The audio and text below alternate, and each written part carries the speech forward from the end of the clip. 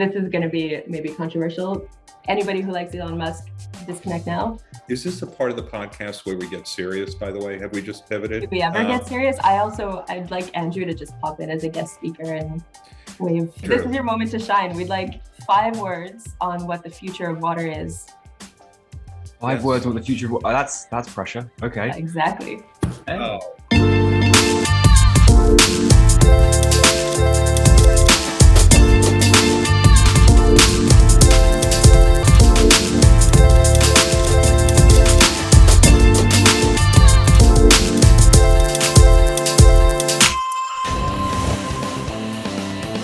Hello and welcome to the stream, an unscripted, unedited, free-flowing conversation featuring guests who reject the status quo with a bias for action in the world of water and beyond. My name is Tom Freyberg. I'm an environmental journalist and content creator specializing in water.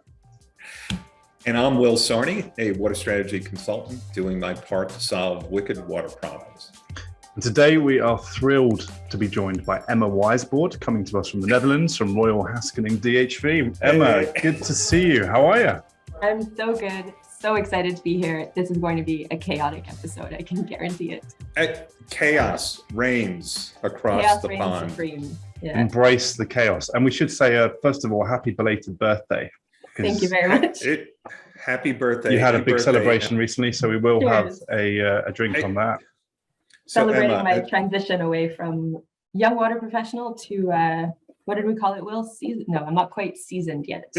No, you're seasoned. You could be a young professional and post young professional and be seasoned. So it's I'll take all of the categories I can get.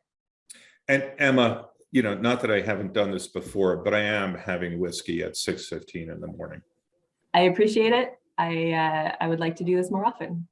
Maybe I think there's few like exceptions, right, where we would have a drink 6:15, 1:15, 2:15, and I think to celebrate your birthday, Emma, is definitely one of them. You know, that's just a good question. Like, when is the cutoff? Because did you say you will now cut off from the young water professionals? Because me and Will were talking about this before the call, and I said for me now, like 38, it's in the rear view mirror of the car. You're far past that. Yeah. I could still maybe qualify. I'm 35 this year. I don't know if I'm allowed to say that. 35, proud of it. Be proud, embrace it, the right? cutoff for young water professionals. My emoji hand is up. So, you know, there is no category for folks that are, you know, like well past young professionals, except water buffaloes. But I don't think that's a flattering term. So I mean, the buffalo is a majestic megafauna. Why not? And that moves slowly. Yes. You know, majestic, not particularly attractive. Yeah. Things like that. That's okay. They're water buffaloes. It is. We've had to settle on the word seasoned, right, Will? Because to do our first name drop, when we had Jacob Amangor on from Ghana, and this was in season 1 or 2. Blimey, that's bright. We were talking about seasoned, senior. I think the phrase old might have crept in, and we're like, guys, we need to kind of rethink this a little bit. And we're like, seasoned is the way, because it's experienced. It's not veteran, is a bit, you know. Yeah, and with IWA, we now have the emerging water leaders, so it's not just young, it's not old, it's sort of the emerging. With SWAN, we have the rising water professionals. So there's a lot of categories out there. Andrew Walker had a whole session on how to properly name these different categories. So yeah, maybe that's a whole other podcast episode. I'm a little speechless here. Really, there's a whole work stream effort on how to name. I don't know if it was so much naming them, but he challenged the status quo of how we discuss water professionals at different ages and categories. Okay. It was a really good session because it was around even calling the water industry or the water sector. It was kind of how we brand ourselves to appeal to external audiences, and there needs to be a lot of work done on that, right? Definitely.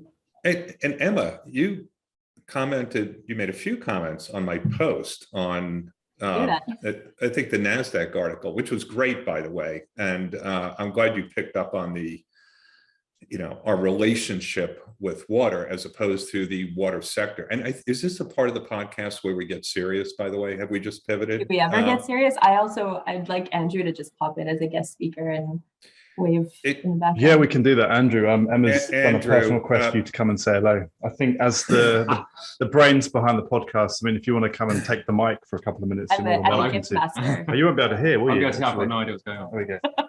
Hello. Hi, Andrew. Hi, guys. This is your moment to shine. We'd like 5 words on what the future of water is. 5 words on what the future of water. That's pressure. Okay. Exactly. 5 Pressure words. could be one. She's got Wordle on the brain, right? Is that what you're talking about? That's definitely where it comes from. I just did today and got it in 2. So, I got it in 3 today. I'd say the future of water, it is in young professionals. There we go. Yeah. Oh, this was a total setup. Well done. It was a Teamwork. Setup.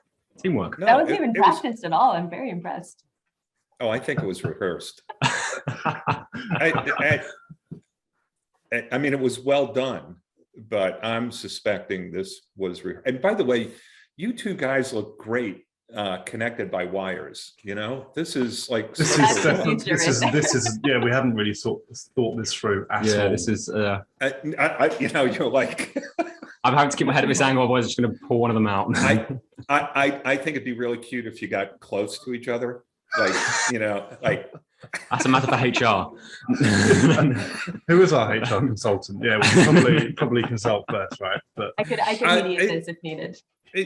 So Emma, our relationship with water, not the water sector. What do you 2 guys? Look, Andrew, you are now officially on this podcast till the bitter end. So what do you think about? Let's stop calling it the water sector, the water industry. It's what do you suggest as alternatives? Yeah. You know what? I'm gonna jump in and maybe save you while you think about that. What I find the most interesting about the water sector is it's one of the few, or water industry, whatever you want to call it. What I find interesting about working in water is it's one of the few places of work that touches upon everything. It's public health, it's climate change, it's smart cities, it's the future, it's everything we could imagine. Mm-hmm. And that's why I went into it in the first place, is because I couldn't decide where I wanted to go. I was, do I want to work in medicine? Do I want to work in public health? Do I want to work in agriculture? Do I want to be in these different fields? And so as a very hardened generalist, I ended up in the water sector so that I could touch upon all of those and kind of work at the edges of these boundaries that we artificially create, but then leverage that to build up communities, build up innovation, do positive things for the world. And so to maybe collapse it down to a water sector or a water industry maybe doesn't quite do it justice. No, okay, Emma, I hope that was very serious. No, it was. Oh, we have a really good soundbite now for the serious part of the podcast. We can pull that start to finish. Why don't we say we do water? What do you do? I do water. Do water. I work in water is usually what I say to people. And it's actually such an interesting opening of conversation, because then they're like, what? What does that mean? But then you have to go and explain, right? Yeah. Yeah. And my favorite thing to ask people when I first meet them, if they're at a water conference, is why do you work in water? Because people's stories around it are so beautifully fascinating, and they're visceral, and they tell you so much about who they are as people. I agree. The first person I worked for, David Miller from Garrity and Miller, which was a boutique, small groundwater consulting firm. He said, if you do water, if you choose this as your career, you will always have a career, because this is a public health issue and people care. And he was right. People care about water in a very, in a very visceral way. It's such a personal connection.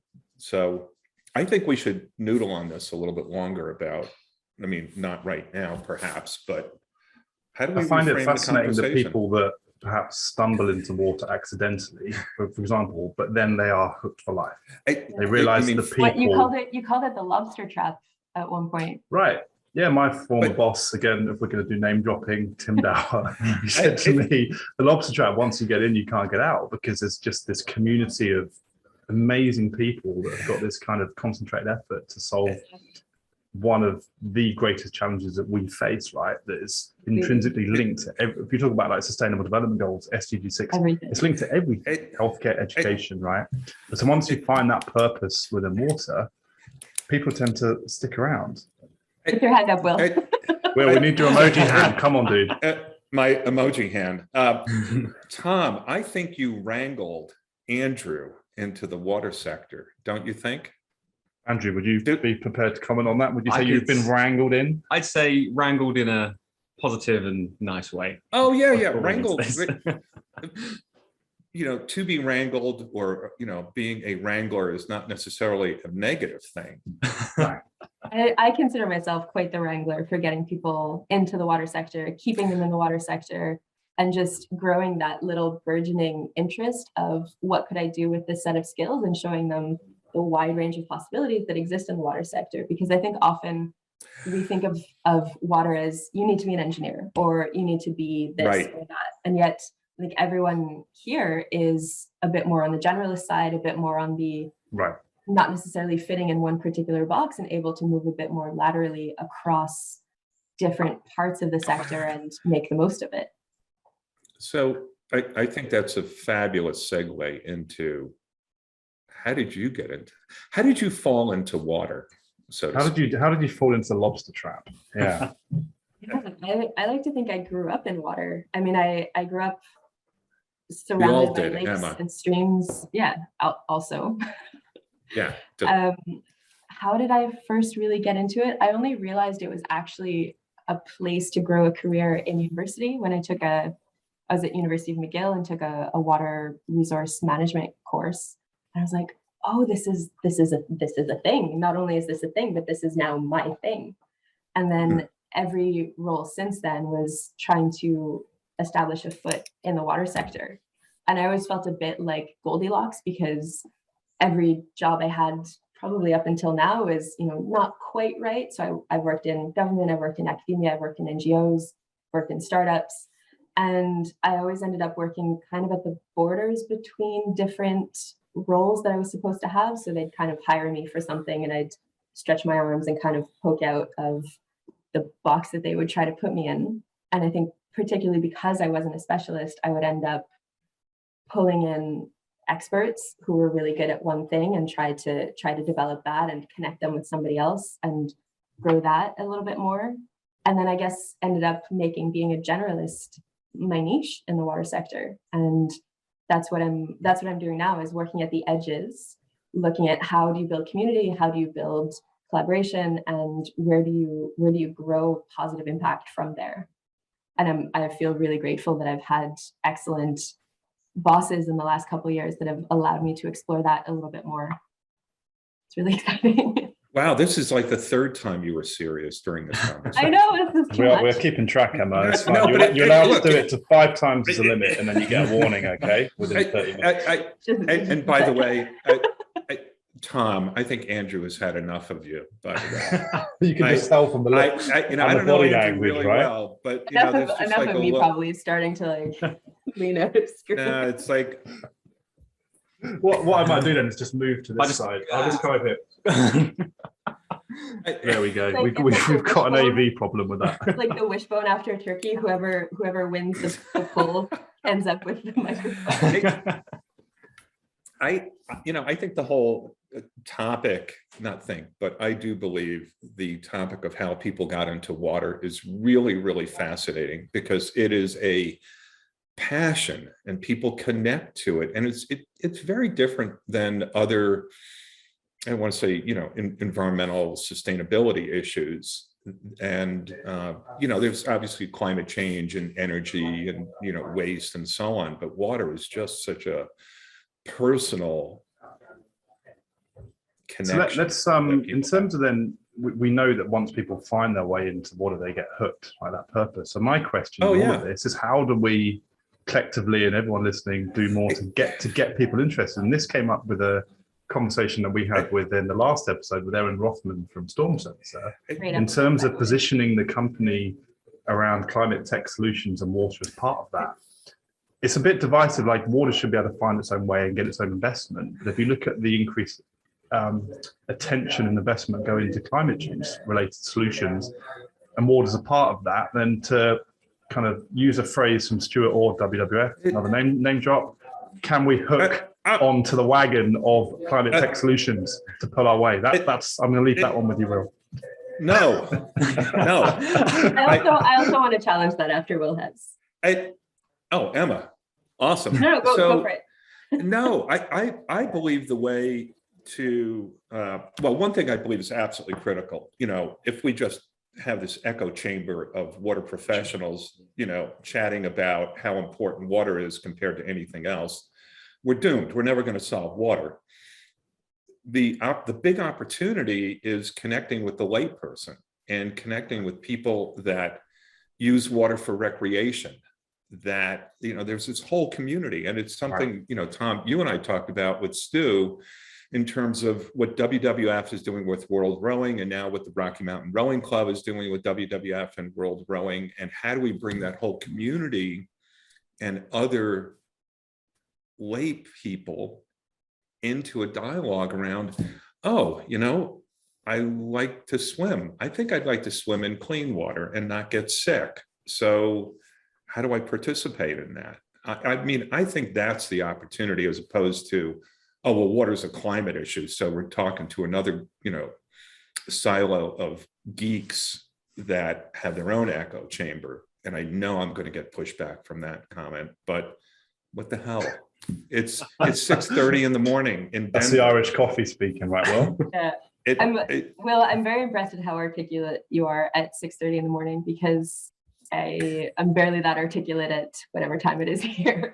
But I do want to push back first on the investment piece, because one of the concerns I have around this is me going to get serious again. So what is this, 3? That's number 4. Okay. One more left. That's a yellow card. Yeah. I am concerned at the type of investment flowing into the water sector now, because it pushes for quick exits from investors, which means that companies have to start selling out to the highest bidder, which ends up aggregating these companies into smaller and smaller pockets of more centralized big players in water. Okay, that's 4. So I agree with you. I agree that water investments, or water tech, however we want to categorize it, are fundamentally different. And it's not investing in a dating app or even a climate tech solution. It is much more complex. I sort of hate to say it takes patient capital, but I think it really does need to attract a different group of investors that view water as something more than what's my exit in 2 years. It is, what's the impact? What's the social good? How am I creating value over, perhaps a longer investment horizon, or maybe no exit, quite frankly. Yeah, exactly. I think we need to push back on that a little bit and say, well, you know what, you're going to get a great return over an extended period of time and have a pretty significant impact. But you know what? It is not this payday bonanza in 5 years. If you want to do that, necessarily 10x. Right. If you want to do that, then you invest in Bitcoin, right, Tom? No, because Bitcoin's bombed. It's like saying you should invest in Facebook because the stock price plummeted yesterday, right? It's bombed in the short term, but how much is it X since it started? Right. If you look at the day or the month, if you zoom out, if you look at the 5 year, actually was it hold right, Em? Just Hold. Hold. Wait until Elon I really wanted to invest in Dogecoin just because of the name. But now I dare not go there. Doge to the moon. Yeah, Emma, what's the 5th serious topic that you would like to touch on while Andrew's head is now permanently tilted? My neck is breaking. I think we need to leave. Let me move this here, and then if you shift that way. I shift that way. Hang on, no, I'll come this way. Here we go. Right. No. I think everyone wants to see Andrew now, Tom. Yeah, pass the mic. look, Andrew's combing his hair now. Tom's gonna go get more beer. So this is now the stream with Will and Andrew, right? Is this how it's going to work? Yeah, definitely. No, actually, I think it is the stream with Will, Emma, Andrew, and Tom. Tom, yeah, maybe. So Emma, where do you want to go with this conversation? You want to talk about edge innovation? I thought that was fascinating. So many directions. I had like a mental list of 20 things I wanted to talk to you guys about, but some of them might have to wait till our next whiskey night in person. Well, when are we going to do that? Can we just open up our calendars and check now, or would that be rude? maybe a bit rude for the recording. I think the radio silence whilst we check date and time might not be. Is that the golden rule of radio? Like, don't have silence, and we're there clicking and. Hey, can we get Andrew involved? What's Will's calendar in 2 weeks' time? Oh God! Fifth serious thing. What about? I mean, you brought this up already. Of how do we get people into the water sector? And I think the growing, what are we calling it? Silver tsunami is it's a serious crisis that's facing the water sector. And meanwhile, with something like 55% of the world's population is under 35. So how do we start engaging young people more? I think it's a huge opportunity. I mean, it's a crisis. I don't think it's a crisis, quite candidly. I think it's an epic opportunity to transform water, not the water sector, but water as we know it. And digital, I believe digital is key to that. Yes, but as you put it, and I commented that you buried the lead there, it's digital tools support the transition to a digitally enabled workforce. But to me, it's how do we make organizations more digitally literate, digital dexterity implemented into these organizations, and ensuring that young people feel part of that movement and are able to come in with purpose to a sector. Tom. I don't have the emoji hand, but can I speak? Yes.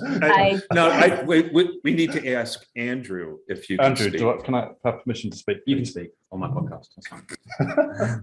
Thanks for pushing. No, I was just going to, I think on the digital side of things, it's like digital is a way of getting that initial interest because it's cool, it's sexy, looking at these new software, hardware, right? It's like, but actually like creating companies with purpose, organizations that are tied to solving water, not water sector, water industry, any utility, public, private, but actually solving that as a kind of one of the biggest challenges. That purpose with digital as the entry point, I think is an incredibly powerful combination.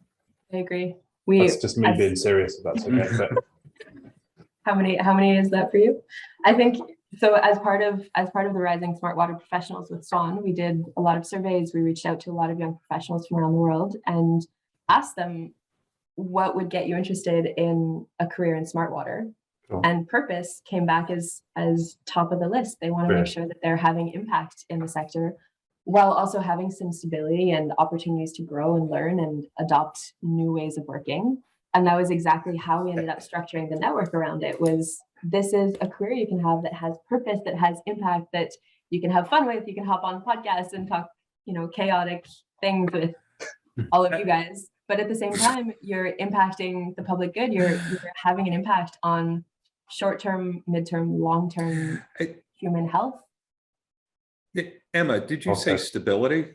Stability. Well, and this is not a pushback. I just would reframe it a little bit. I don't believe any career right now has stability. And I would frame water as something, going back to what you commented on, that drew you to water, is the diversity. There is no limit to what you can do professionally in the world of water. So one career choice might not be stable, whether you work for a utility or consulting firm, whatever it may be. Mm-hmm. But there's this vast menu of things you can do, working in the public sector, NGOs, utility. I mean, you brought this up very early on in your first moment of being serious. And that is it. infinitely creative in terms of what you do if you decide to focus on water as a thing, as a social mission. So that was me being serious for a moment. Yeah, no, I think we're saying the same thing, maybe in different ways, but once you get stuck in the lobster trap of water, there are infinite ways you can be creative about how you want to spend your career. And that's one of the things I find so beautiful about this, about working in water, to get away from the water sector, water industry, is you can reinvent yourself every couple of years, which I mean, I have completely. I've had probably 6 careers in the last 10 years in water and somewhat outside of it. And then even within water, you can start specializing and then move back and forth, or even within digital water, you can start specializing or move out, move back in. It's infinitely creative, and there's infinite possibilities because the way of working, the things that we're working on and the solutions that are coming out are changing every couple of years. Right. It's so exciting, and there's so much happening. And I mean, I get FOMO following things on social media because I want to do everything. FOMO, we could just run with that one. But we won't. I won't. A couple of things that have come up. One is engaging a broader community of civil society. And actually, what it comes down to is, how do we engage civil society in a meaningful conversation about the value of water and the joy of water, the beauty of water, the need for water, and what that looks like, and what does it translate in terms of actions, whether it's, my 401k, my investment portfolio, or, do I work for an NGO, or do I donate my time somehow? The possibilities are limitless. I think we limit ourselves. I think right, one of the Andrew? points, you don't want to speak Tom, to me. Okay, we'll bring it. No. We have to rebrand the whole thing, right? Tom, I'm only teasing you at I know you 6:40 in the morning. But I think to come back to how do you kind of spark that emotional connection with water, right? It's pretty, I mean, we've talked about the blue mind concept before. People move, communities have grown up around water sources, right? That's who you should get on the podcast next. Oh, Mr. Wallace, Dr. Wallace, right? Yeah. For sure, that would be amazing, right? I think I'll sit on the other side and just kind of lean in and come to the office, right? Well, we can definitely get a third in over Perfect. this. Yeah. But I think sometimes we overcomplicate it, right? I think with that public facing message, do people care about parts per million? They care that their local waters are swimmable and that their water's drinkable. And that's why I think this citizen science movement, where we had Fiona Regan from the previous episode, another name drop, talking about it, but I think that's incredibly powerful to help influence other stakeholders and policy, and actually taking kind of action into their own hands when it comes to helping to monitor in real time, like local water sources, and then use that information in a practical, good way. It has to be done with caution, but that part of this puzzle, where people are really emotionally connected to their local water, that we could talk on that for hours, but I find that really fascinating. I think that starts so much younger than we give it credit for. I mean, my first job was working at a summer camp, and the entire programming that I developed was around how do we create that sense of awe and wonder in kids around their natural environment, specifically around water.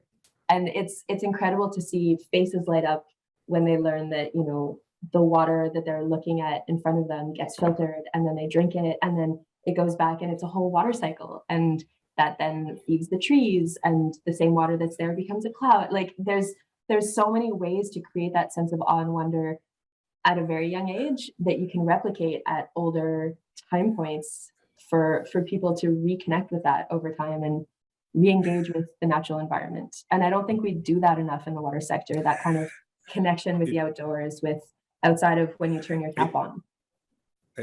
Rowing. Will. Oh, Emma. Canoeing. Oh, Emma. This is the thing that connects you with the environment, is how do you interact with it? So did you know that Tom is going to take up rowing, sculling, by the way? Will sent me the rowing shirt already, right? Ooh. Wait, I'm prepped. World I Water just Tech need Rowing I just Day? need to try and get fit before I do it. Well, Yes. now I'm going to send shirts to Emma and Andrew. Hey. I'll take it. I rowed All in right. college, actually. You did? Yeah, I was at Dawson College in Montreal, and I was on the rowing team. What did you row? Oh man, I mean, did you row at an 8? I rowed in an Or- 8, in a 4, and then actually broke my back, so I had to stop. Oh, You broke your back, did you say? Yes, we were at a Wow. race in Saratoga, and I'd already been having some back problems, and then we were kind of doing a hard 10, and at 7, I heard a snap, and I was like, uh-oh. Wow. So Ouch. okay, so we're But 40 minutes in. yeah, now I'm fine. So can you row now? Yes, happily. Okay, so There's here's something, right. here's an action item. Okay. In engaging, well, I think we should amp up the rowing community now that Andrew and Tom are rowing, Emma, on the issue of water conservation and water stewardship and ecosystems and biodiversity. This is a thing. You know the Minaguli in terms of the water runs and that kind Yes. of that movement around that. Could we do something around rowing and miles? Yes. With the right partners, with WWF. I know, Will, you're pretty connected with rowing associations and things. I mean, there's potential there, right?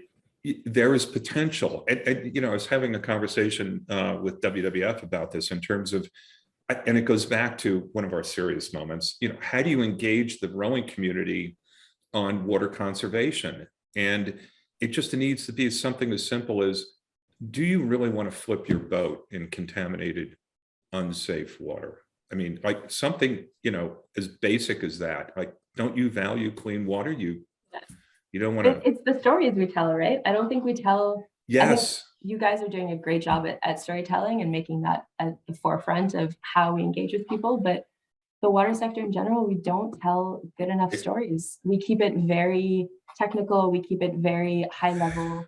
And we don't talk about the impact of what we're doing until there's a negative outcome. And that was always what I said about the water sector is it's kind of people working in utilities, they're hidden until something goes horrendously wrong.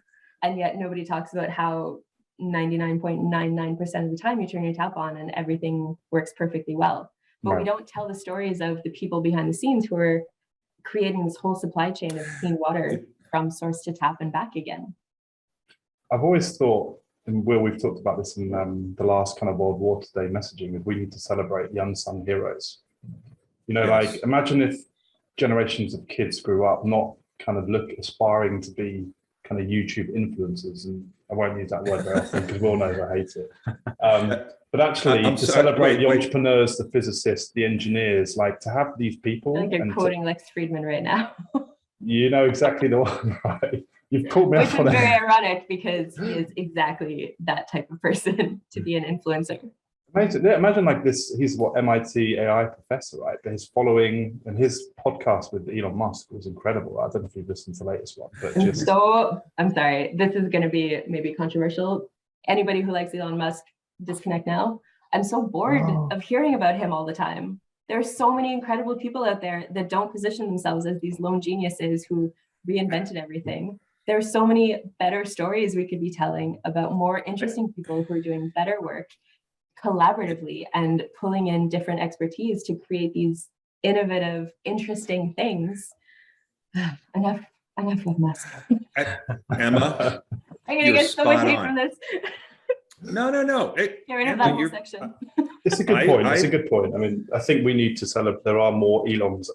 Who is the Elon Musks of the water industry? You can celebrate and do some storytelling and point around, right? I think. Even more importantly, there's more groupings and collaborative efforts that don't position one person as that lone genius that reinvented everything, because that's a myth. Nobody operates in a vacuum. Nobody invents anything in a vacuum. We all work collaboratively. We all have people helping us all the time. Okay, I think that was 5. I'm done. That's your limit. No more That's serious it. We have to go back to non-serious. I think that was 6. I'm sort of in a mood to reframe things. I would say, let's celebrate the people that have absolutely no notoriety. You know, they're not influencers, they're not stars, they are just the people that get, pardon me, shit done. Just get it done. And, you know, they don't have to be known in a way. There was a, no, did I go off the, no, not did I at go all, off but the there was rails a, on that one, or? a UK No, utility did a social post recently celebrating the unsung heroes, and it was a guy who's the kind of the front man at the desk for a sewage treatment works, and he had a xylophone that he plays to kind of do announcements, and they did a whole post and storytelling around this amazing dude, and I was like, yes, that's cool, right? These are the everyday that keep a utility running that never get talked about, and I thought that was really creative and I love that. My call to action to the two of you, or three of you now, who have a platform, is start positioning people who haven't been talked about before, because we see the same people over and over and over again at water conferences. the echo See chamber. Really? the same faces all the time. Pass the mic. I mean, I saw Waterloop is starting to do this, a pass the mic theme of having somebody else take on the platform and talk about things. Do that. Like that Wait, idea. Emma, we should have prepped you on this. You brought up another podcast on our podcast. Oh, I mean, we love Travis, so they're, you know, they're safe. But well, but I think, Emma, didn't we force Tom to pass the mic to Andrew? I mean, yeah, but who can control Tom? Chaos incarnate. Thanks for that. It's a start, right? We've got to start somewhere. In all seriousness, I think what you guys are doing is great here, because you are profiling some of the lesser known voices in the water sector who are having serious impacts. Right. One of the things I wanted. Sorry, go on. Yeah, I was just gonna say I had this idea for like a segment on whatever forum of ideas I wish I had, where I just interview people who came up with businesses, ideas, projects that I wish I had come up with, and profile those. So I think you guys should do that. I'm giving you the idea so that and that, you know, maybe that's a perfect way to close. I think it's a great idea. How many action items did we come up with? At least 17.